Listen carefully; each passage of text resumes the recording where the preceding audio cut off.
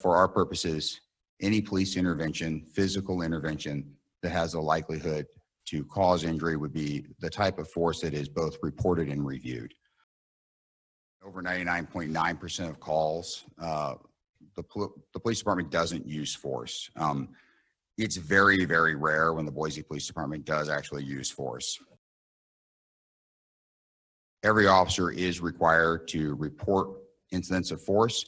Every reported incident of force is reviewed by their supervisors. So again, it's any technique with a higher likelihood of causing injury. So impact tools, if you see a strike with a baton or even a strike with a fist, that's a reportable use of force. Any complaint of injury, even if the officer did not use any form of force, all they did was simply put the person in handcuffs, a complaint of injury will generate a force report.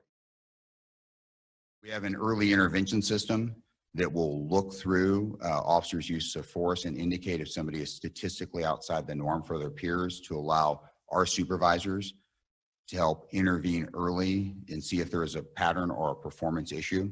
Uses of deadly force are investigated differently. As many of you are aware, we have a critical incident task force that's a multi-agency task force. If there is a use of deadly force in the city of Boise, while we may lend technical assistance to the investigation, the lead investigating agency is always another agency to increase both transparency and to ensure that there's trust and legitimacy in the process and the investigation to the public. And then lastly, the Office of Police Oversight does review any of our critical incident use of force. So any in custody death, they also review any use of deadly force as well, and they're able to review any use of force that they deem that they wish to review.